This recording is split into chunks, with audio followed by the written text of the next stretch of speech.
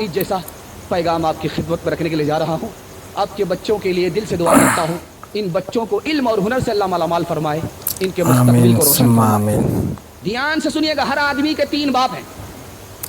3 باپ ہے ہر آدمی کے وہ 3 کیسے ہے باپ بھائی؟ اللہ کے رسول فرماتے ہیں تینوں میں سب سے بہتر کون ہے, وہ میں آپ کو بتانے کے لیے جا رہا ہوں.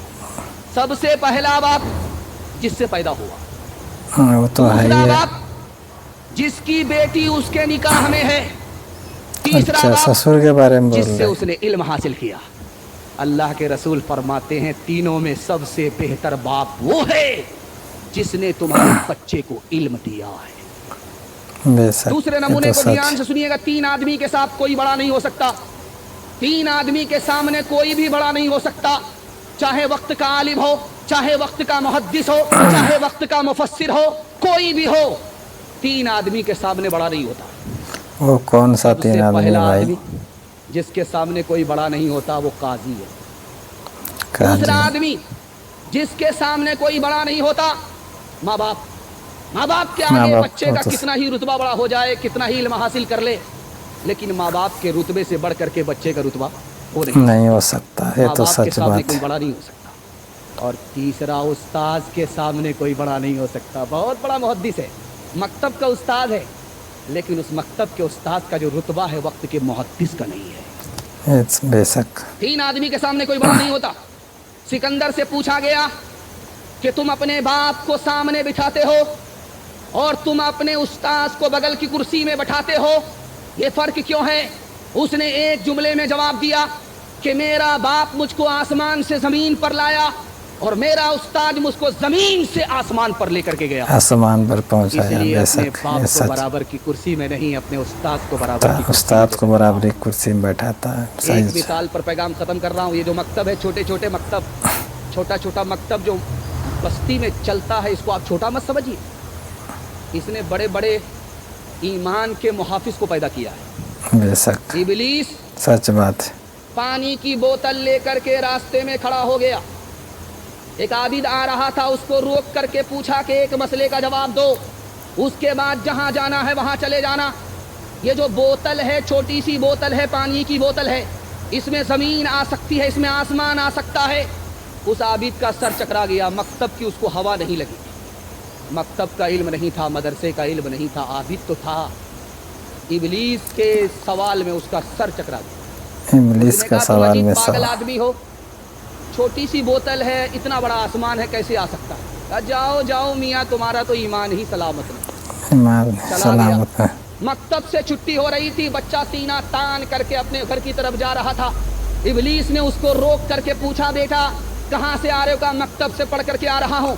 میرے سوال کا جواب دو. کا کیا سوال ہے؟ کہ یہ چھوٹی سی بوتل ہے, اس میں آسمان آ سکتا ہے, زمین آ سکتی ہے. اس بچے کا جواب سنیے, میں ہاتھ جوڑ کر کے آپ سے کہتا ہوں, ڈاکٹر بعد میں بنائیے, پروفیسر بعد میں بنائیے, پہلے اپنے بچے کو مکتب کی تعلیم دے کر علم دینا چاہیے, دینی علم دینی چاہیے بچے کو کہا کہ پہلے. حضور تم تو بوتل کی بات کرتے ہو, یہ بوتل تو بہت بڑی چیز ہے. ہم عاجز ہیں, خدا قادر ہے. اگر وہ چاہ لے تو بوتل تو بہت دور کی چیز ہے, بہت بڑی چیز ہے. اگر وہ چاہے تو سوئی کے ناکے میں زمین کو بھی پھنسا سکتا ہے, آسمان کو بھی پھنسا سکتا ہے. عاجز میں ہوں, قادر وہ ہے, کوئی کام مشکل نہیں ہے. کا سبحان اللہ. سبحان اللہ. مکتب کے علم نے بچا لیا, تمہارے ایمان کی حفاظت کر. ہاتھ اٹھا کر کے وعدہ کیجئے, جو بے وقوف ہوگا وہ مکتب میں آئے گا, جو عقل مند ہوگا وہ اسکول جائے گا. ہاتھ اٹھا دیجیے. 2-3 آدمی آئے گا جو عقل مند ہوگا. ملاقات کرتے ہیں, خیر ووٹر لسٹ میں نام نہیں ہے, انہی لوگوں نے ہاتھ اٹھایا ہے. خیر اللہ جزائے خیر. بیٹے کو لوگ کہتے ہیں آنکھوں کا نور ہے لطف زندگی کا تو دل کا سرور ہے. گھر میں اسی کے دم سے ہے ہر سمت روشنی, نازا ہے اس پہ باپ تو ماں کو غرور ہے. البتہ شرط یہ ہے کہ بیٹا ہو نہار, مائل ہے نیکیوں پہ برائی سے دور ہے. لیکن جو ان صفات کا مطلق نہیں پتا اور پھر بھی ہے خوشی تو خوشی کا قصور ہے، اور پھر بھی ہے خوشی تو خوشی کا قصور ہے۔ رستم 3 لاکھ فوج لے کر کے مسلمانوں سے مقابلہ کرتا ہے، اور 30,000 مسلمانوں نے رستم کی 3 لاکھ فوج کو شکست دے دیا۔ رستم نے اپنے 3 لاکھ منتریوں سے فوج پوچھا کو 30,000 کہ فوج مسلمان ہرا کی دی۔ تعداد تھوڑی، ہماری تعداد زیادہ، مسلمانوں نے ہم کو شکست کیسے دیا؟ ان کے منتریوں نے کیا جواب دیا ہے، یہ میرا پہلا سوال ہے۔ دوسرا سوال ہے، عیسائی پادری نے کہا مسلمان نوجوانوں کو توپ سے تباہ کرنے کی ضرورت نہیں ہے، توپ سے زیادہ یہ 3 چیزوں سے تباہ ہو جائیں گے، پہلی اور دوسری آخری چیز کیا ہے؟ یہ میرا دوسرا سوال ہے۔ تیسرا سوال ہے، ہمارا جوان نئے سال کے موقع سے ہر ریکارڈ کو توڑ دیتا ہے، اور محرم کے ماتم کے حوالے سے دارو کے ہر ریکارڈ کو توڑ دیتا ہے۔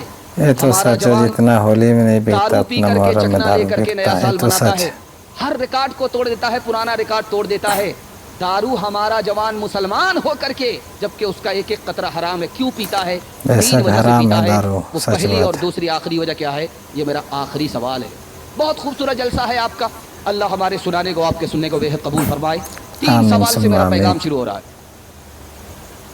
رستم نے جب پوچھا کہ 30,000 مسلمانوں نے ہماری 3 لاکھ فوج کو شکست کیسے دے دیا، ان کے منتریوں نے 2 جواب دیا کہ مسلمان نوجوان جو فوج میں ہیں وہ دارو نہیں پیتے، زنا نہیں کرتے، وہ شراب اور شباب سے دور ہیں، اور تمہارے نوجوان دارو میں ڈوبے ہوئے، زنا میں ناپاک ہیں، اس لیے ان کو تمہارے نوجوان شکست نہیں دے سکتے۔ 3 کروڑ کی تعداد میں بھی ہوتے پھر بھی مسلمانوں کو تم شکست نہیں دے سکتے، نہیں دے سکتے، بے شک، سبحان اللہ۔ پادری عیسائی نے کہا یہ مسلمان نوجوانوں کو توپ سے مارنے کی ضرورت نہیں ہے، توپ سے بھی زیادہ 3 چیزوں سے یہ تباہ ہو جائے۔ تو کہا وہ 3 چیزیں کیا ہیں؟ کہ اس کو زنا میں ناپاک کر دو، اس کو دارو میں ڈبا دو، اس کو گانے میں مست کر دو۔ یہ توپ سے اتنے تباہ نہیں ہوں گے جتنے 3 چیزوں سے تباہ ہو جائے۔ آخری سوال تھا کہ ہمارے نوجوان دارو کیوں پیتے ہیں؟ 3 وجہ سے پیتے ہیں۔ پہلی وجہ یہ ہے کہ دارو حلق کے نیچے جیسے ہی آئی سینے سے شرم و حیا نکل گئی، لوگ اچھا کہیں یا برا کہیں کوئی پرواہ نہیں کرتا، بڑے چھوٹے کا پہچان بھول جاتے ہیں دارو پینے کے بعد۔ دوسری وجہ یہ ہے کہ دارو نے سینے کو ناپاک کیا، دل سے خوف خدا نکل گیا، وہ سمجھتا ہے کہ حساب کس کو دینا ہے اور ابھی کہاں دینا ہے، اس کے بعد وہ دارو پیتا ہے۔ تیسری وجہ کیا ہے؟ وہ سمجھتا ہے کہ ٹینشن ہے، ڈپریشن ہے، اس سے نکلنے کے لیے دارو کا حل ہے، دارو تو پی لیتا ہے، جب تک نشہ ہوتا ہے تب تک ٹینشن نہیں، جیسے ہی نشہ اترتا ہے پھر ٹینشن مسلط، نجات نہیں۔ ہاتھ اٹھا کر کے وعدہ کیجئے، جنوری کا جشن ہو چاہے محرم کا ماتم ہو، ہم دارو سے بچیں گے، زنا سے بچیں گے، گانے بجانے سے بچیں گے۔ ہاتھ اٹھائیے انشاءاللہ، جوانی میں پکڑیں گے، بڑھاپے میں چھوڑیں گے، ہاتھ اٹھائیے انشاءاللہ۔ نہیں نہیں، جوانی میں بھی نہیں، بڑھاپے میں بھی نہیں۔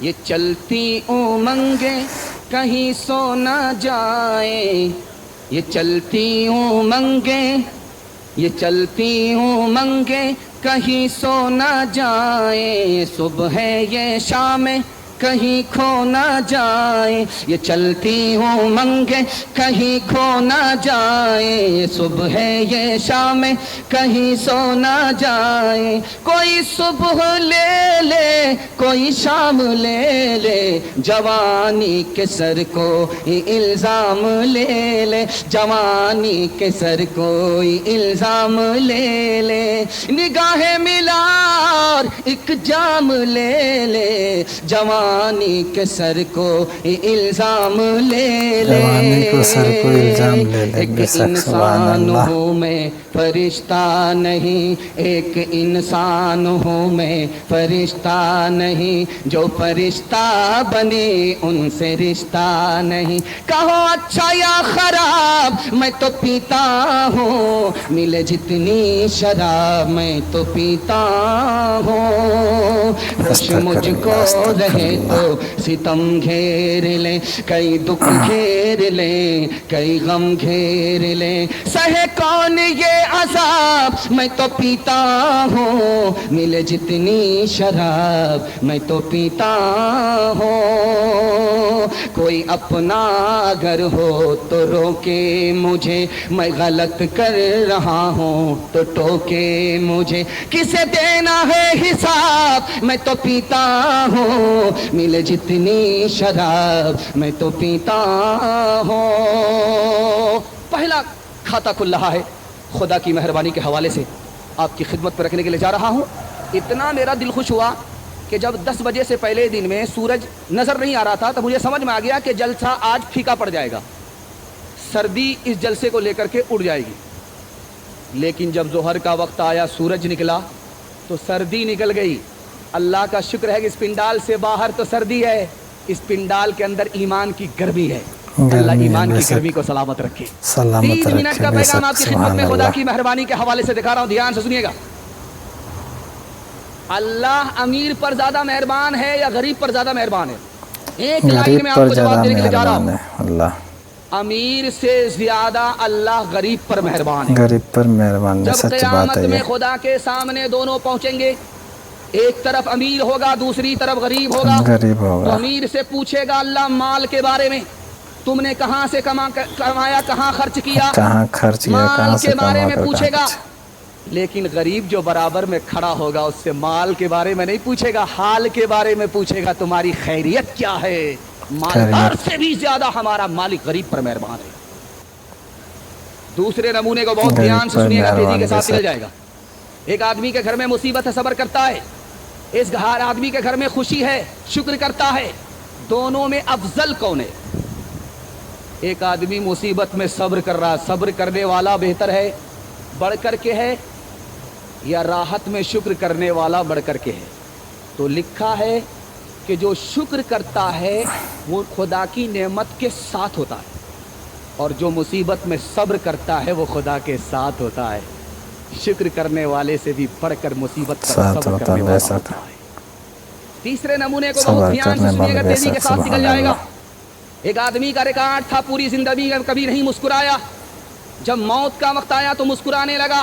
وہ کوئی اور نہیں تھے، مشہور تابعی حسن بصری تھے رحمہ اللہ۔ پوری زندگی میں کبھی نہیں مسکرایا، جب موت کا وقت آیا تو مسکرانے لگے۔ بغل کے آدمی نے پوچھا کہ حضور کیوں مسکراتے ہو؟ کہا آواز سنائی دے رہی ہے۔ کہا کیا آواز ہے؟ کہا فرشتے کی طرف سے آواز ہے کہ اس آدمی کا موت کا وقت چل رہا ہے، اس کے ساتھ سختی کرو، اس کا ایک گناہ باقی رہ گیا ہے۔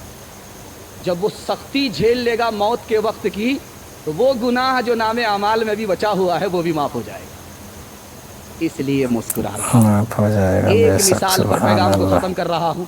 جب بھی کوئی آپ کے اوپر احسان کرے، چاہے آپ کا رشتہ دار ہو، چاہے کوئی مالدار ہو، چاہے کوئی بڑا آدمی ہو، چاہے آپ کے ماں باپ ہوں، کبھی بھی آپ کے سر پر احسان کرے تو سب سے پہلے آپ کو اللہ کا شکر ادا کرنا ہے۔ کیوں؟ وہ آدمی جو آپ پر مہربان ہوا ہے، آپ کے اوپر جو آدمی مہربان ہوا ہے، اس کو مہربان کس نے کیا ہے؟ خدا نے کیا ہے۔ اس لیے پہلے خدا کا شکر ادا کرنا ہے، اس کے بعد دوسرے اس آدمی کا شکر ادا کرنا ہے۔ ہاتھ اٹھا کر کے بتائیے، مصیبت میں اپنے خدا کو یاد رکھیں گے، ہاتھ اٹھائیے انشاءاللہ، اور راحت میں بھول جائیں گے، ہاتھ اٹھائیے انشاءاللہ۔ لائک کرے، شیئر کرے، چینل کو ضرور سبسکرائب کرے۔